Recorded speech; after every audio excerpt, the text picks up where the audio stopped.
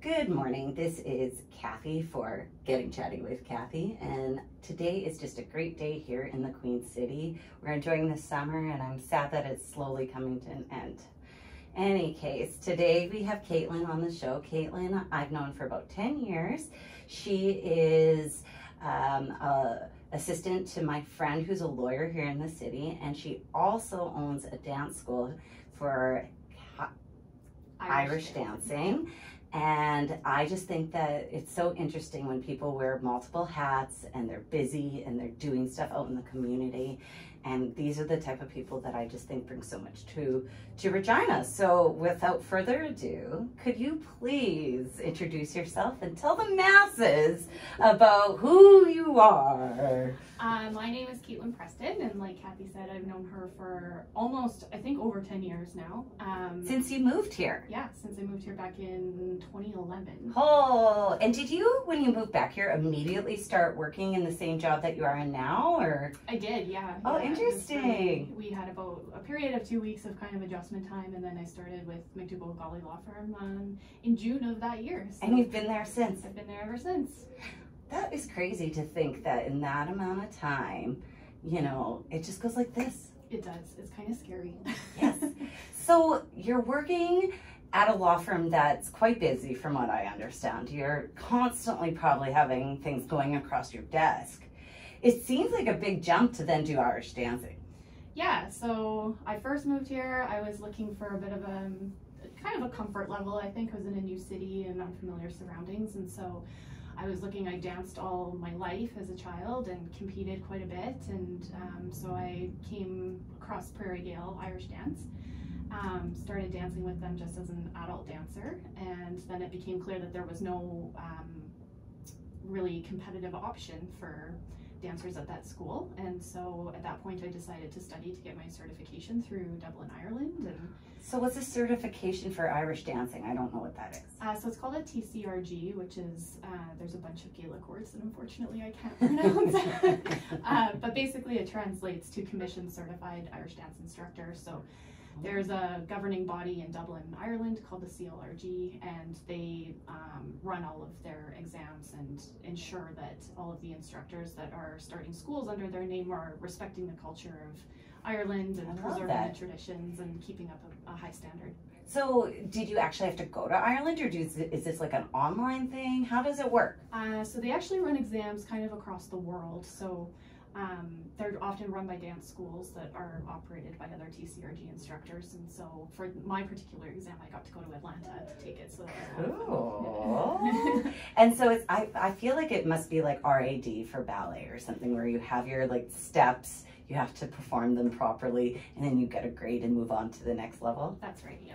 Wonderful. So you did the whole thing. So is there like 12 grades, 10 grades? So there's 12 grades that you have to pass, and then after that you can go for your TCRG exam. Wow. So you probably did the 12 when you were I was actually pretty lucky. They didn't bring that into effect until about 6 months after I had done my TCRG exam. Perfect so, timing. Yeah. Meant to be. But I was online checking out like the girls that you're training, and it's like a different level. It doesn't just show dance. It's like the costumes, the hair, the makeup. It's a big thing, you can tell. Yeah.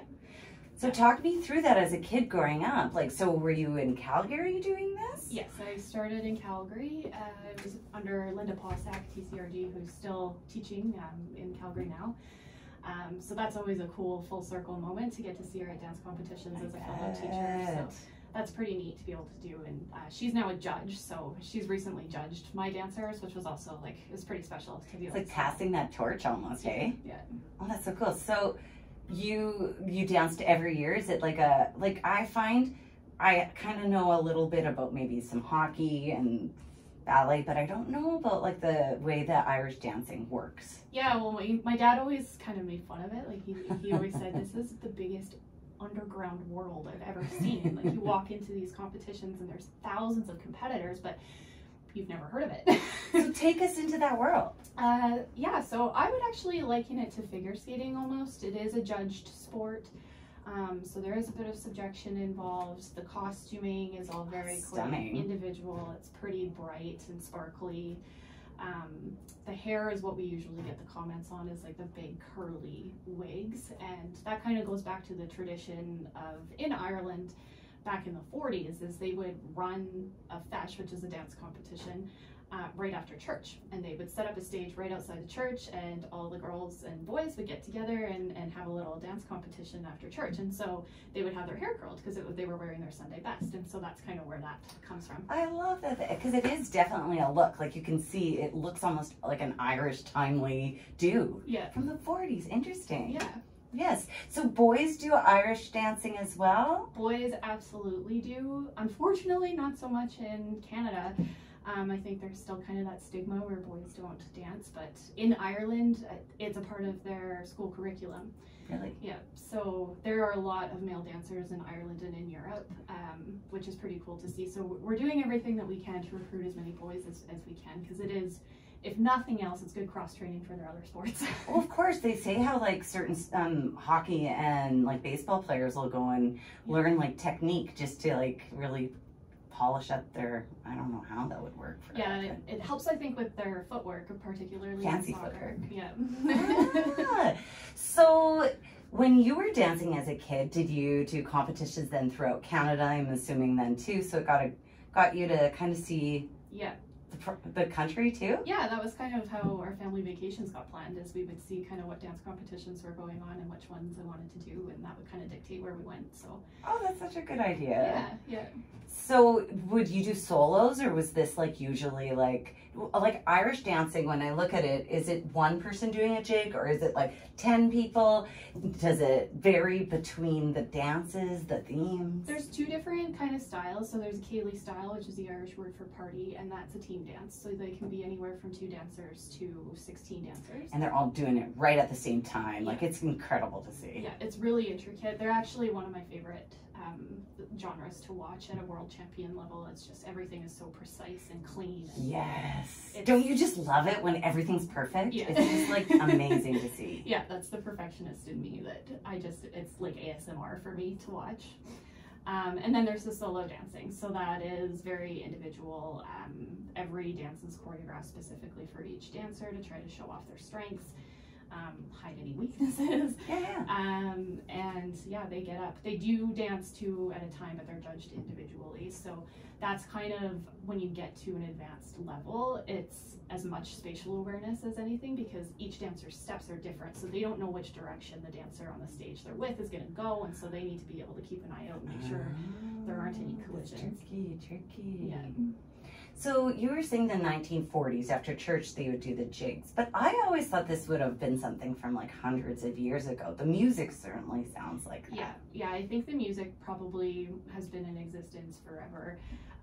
Dance as we know it today, certainly I think evolved since the 40s. At one point, again, we don't have a ton of research to really back this up, but at one point when the British were occupying Ireland, they had banned dance. And so that's kind of where the legend of the arms straight down by their sides comes from. I don't know this legend. Yeah, so we're known for keeping our arms straight down by our sides. We don't move our upper bodies at all.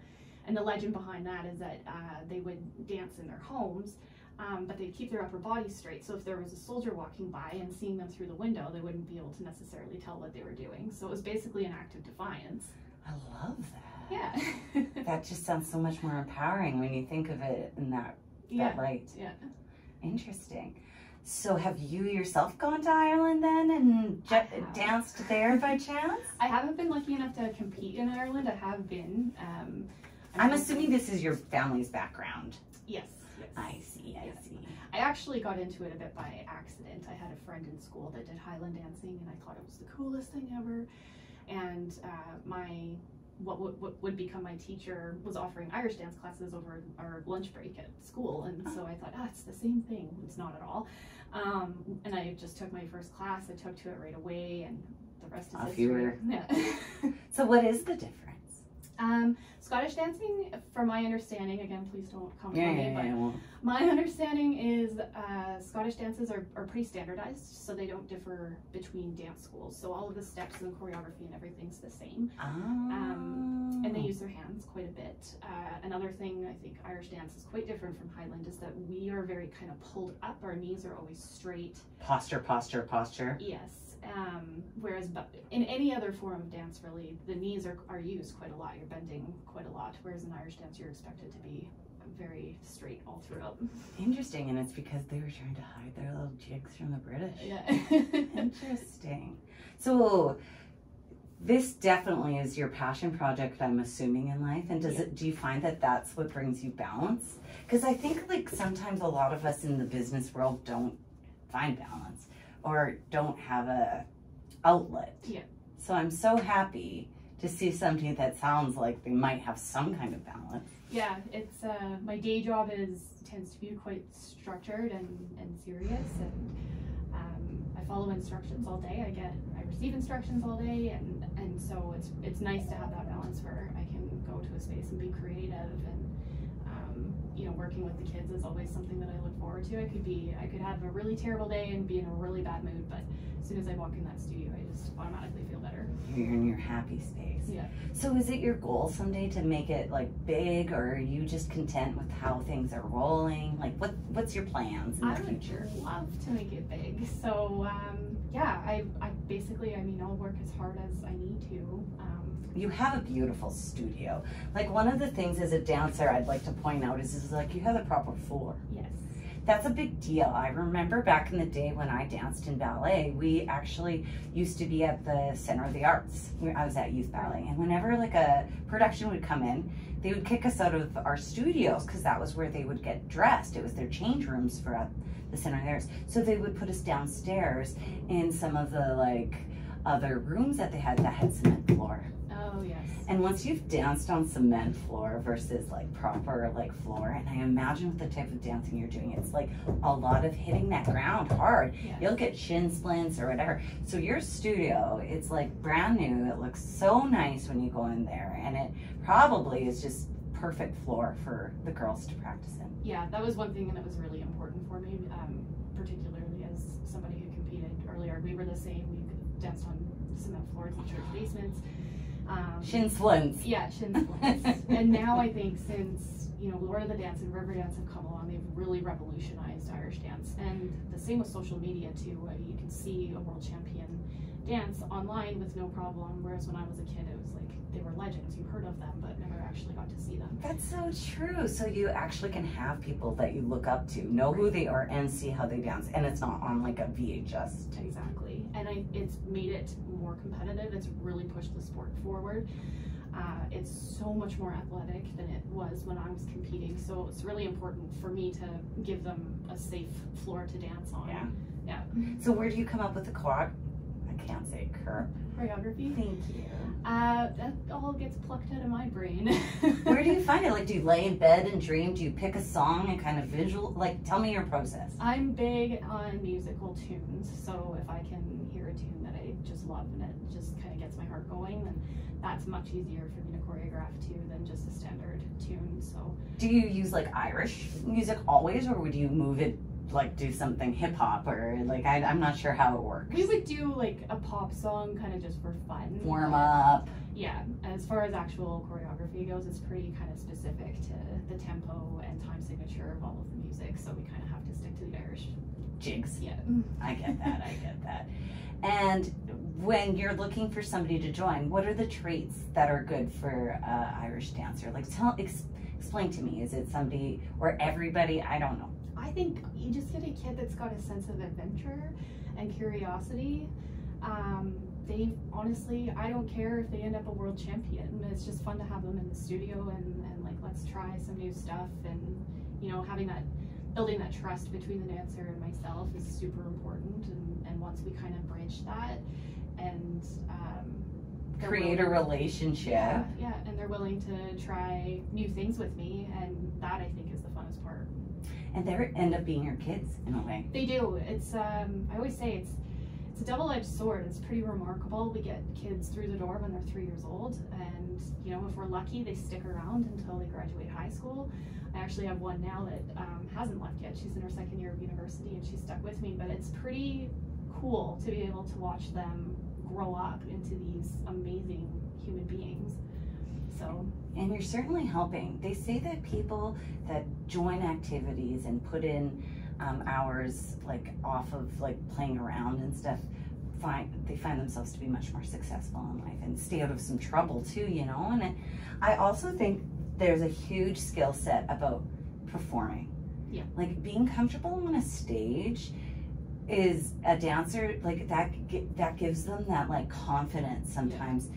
Like a lot of us don't really do stage work every day. So I feel like even just the recital once a year shows the girls and boys that it isn't scary and it's okay, and you can make a mistake and nobody's gonna end up dying. And yeah, and learning to recover from those mistakes quickly.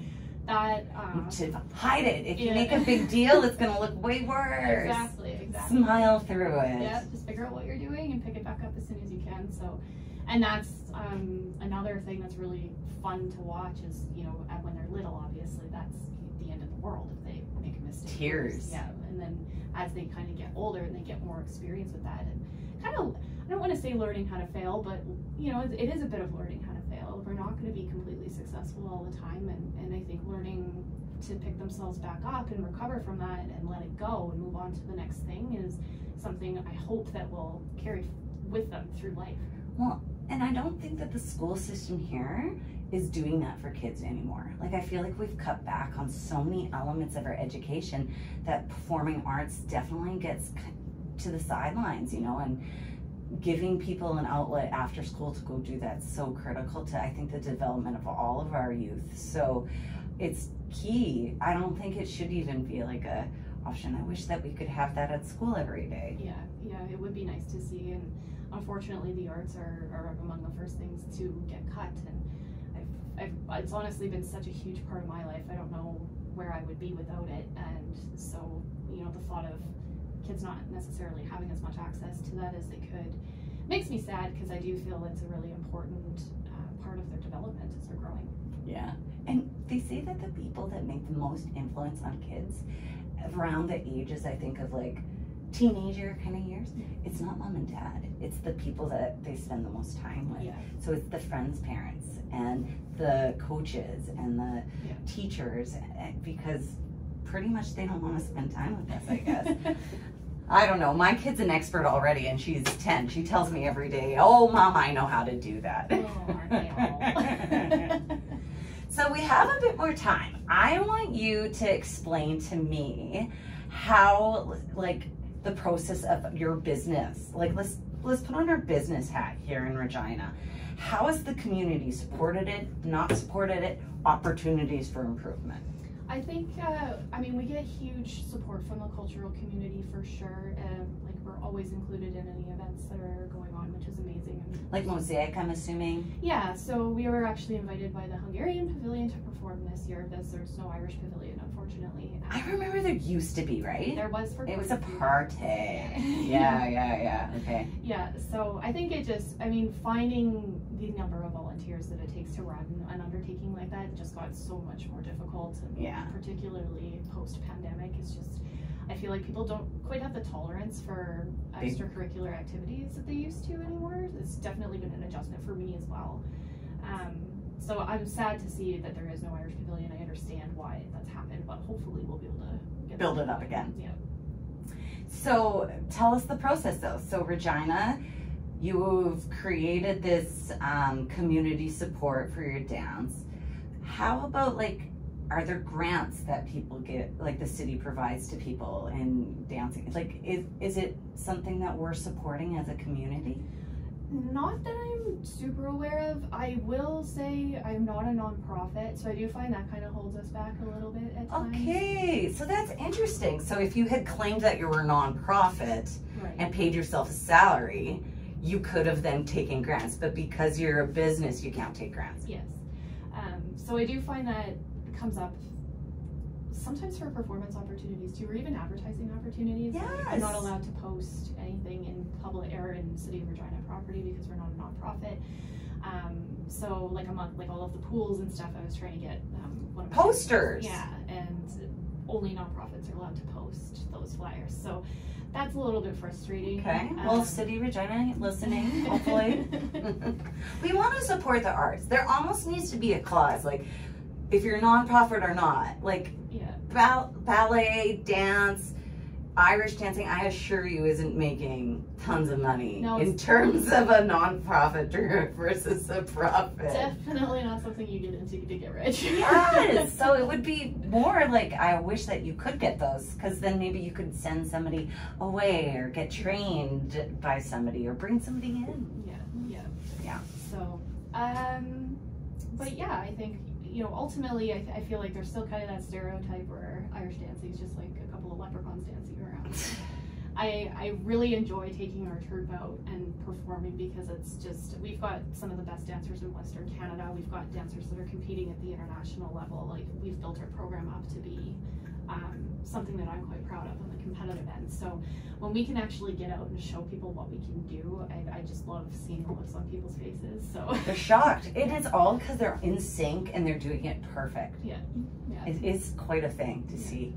And on St. Patrick's Day, I've seen you guys go out sometimes and make a day out of it. That's really sweet too. Yeah, the girls absolutely love that. That's always like bragging rights for them. I think that they can tell their friends that I've been to all the pubs. Yeah, they kind of do like a little pub crawl with their, but it is like definitely a culture that people do identify with the leprechaun thing. But I do think that now that there has been these line dancing that we've seen and stomp, I don't know if stomps Irish dancing by any means, but like just to see group dancing like that, I think it does allow us to say, oh, okay, maybe this is kind of cool. Yeah. Like there's something to this.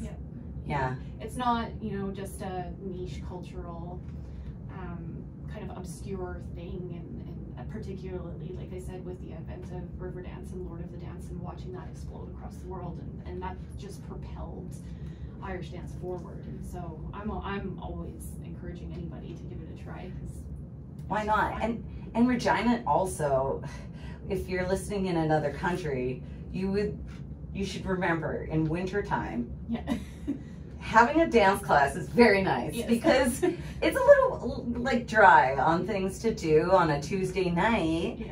And what better thing to do than get off your butt, do a little like cardio, really, meet some people, and then explore the world maybe even because of it. Yeah, exactly. I love that. Why wouldn't anybody want to do that? Exactly. And I mean, you meet people from all across the world, you make friends that you wouldn't normally come and cross paths with in day-to-day life, and so that's really cool too, to see the kids, you know, they're making friends with girls from BC and Alberta and Manitoba, and they see each other a few times a year at dance competitions, and you know, it's cool to watch them. I agree, and that's even networking maybe even for in the future. So explain to me the process for somebody to join your group. Just send me an email. Okay, which is? It's Caitlyn at prairiegaeldance.com. I think you're gonna have to spell it, girl. So that's Prairie. Yes. And then Gael, Gael at dance.com, and that's all one word. Caitlyn is Caitlin. And we offer a free trial class with no obligation. So if you want to just come check it out and meet me and see the studio and meet all the other girls, and no obligation whatsoever. And what age are we talking about? The youngest we accept is 3. Oh, wow. And then we have an... How do you have the patience for 3-year-olds? The 3-year-olds are a ton of fun. I always joke, though, I'm more tired after a half-hour class with them than I am after 6 hours with the older girls. I bet. Like, it would be like trying to, like, get cats to do stuff. Yeah, so that's more like we just learn about the music and, you know, how to stand on one foot and you know, that kind of thing. So that would be adorable. It's pretty cute, So you go 3 all the way up. Yeah, so we have an adult class too. I think our oldest dancer, I don't want to, who shall remain nameless, I think she's in her 60s now. So, Great. You know what? These are the skills that if you keep them up, you know, you can just keep on doing it. I really have a regret that I didn't keep my flexibility up from when I was younger, because man, that would be cool to have that still. Well, it goes very fast. If I miss like a week of stretching, I'm back to. Well, I just think that's so cool that we have Irish dancing here in the community. We can go try it out for free. It connects you with many different people, and it gives you an opportunity to stay out of trouble. Yes. Yes. Lowering teen pregnancy one step at a time. Just keep them busy. Yes. Well, I want to just thank you so much for sharing about your business, but not only just sharing it, but actually being passionate about something and doing it. There's so many few people in this world that don't take the leap, and they just continue down doing that one thing that was easy, and not find something that brings them joy. And I just am so proud of you that you did that, because it's critical to have that in your life. Life isn't just about, you know, the work stuff. It's all about everything else in between. And I know this is work for you, but like you said, you go there and you don't even feel like it is work. Yeah. Oh, good on you. Oh, thank you. Yes. Well, listeners, don't forget to check out Prairie Gael Dance in Regina here. She is at Caitlyn with a C, and Gael, don't forget, is a Gael. I will add it to the site so that people can check it out too. But if you feel like giving a shot, give her a show. It is seriously incredible to see and watch when you're there in person. So I really encourage all of you to try it out. Best to all of you. Have a wonderful day.